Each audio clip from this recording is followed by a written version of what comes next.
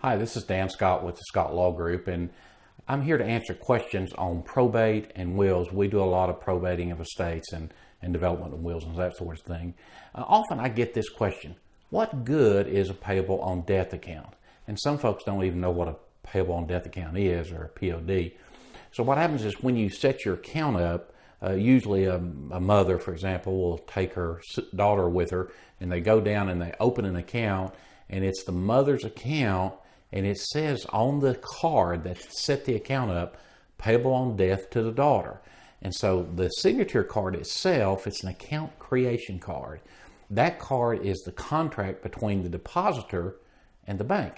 And what it says is, if the depositor dies, the money that's in that account is payable on death to the survivor.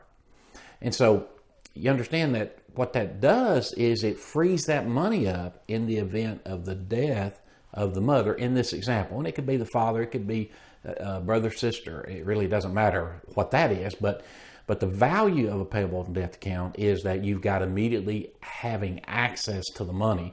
And sometimes that's necessary. For example, if you need money to pay for the funeral, you've got the money to pay for it in that account. I mean, assuming there's a balance, of course.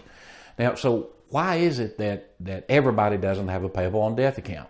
Well, because often the person that's on the payable on death account has the ability to write checks in that account. And you might not want that. You might not want somebody else, even if it's your daughter, having the ability to write checks on that account. Sometimes we put our children on our accounts so that we get an opportunity if we become disabled or maybe we're out of the country where they can pay our bills. But you need to be careful about that, of course, because if they're on the account as a signator, that is, they can sign checks on that account, they actually can draw that money out and do as they please as it relates to third parties. Now, they've got a fiduciary obligation back to you, and certainly they can't, they can't take the money and run with it.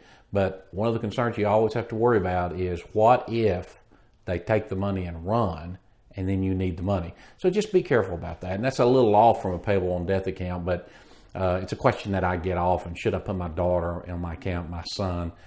Should I put my brother on my account? Usually it's son or daughter, maybe siblings. They don't want them on there. So I hope this tip was helpful to you. Be sure and like the page or subscribe down below if you're watching this video on YouTube. Enjoy your day. Come back and we'll give more tips as we go along. Thanks.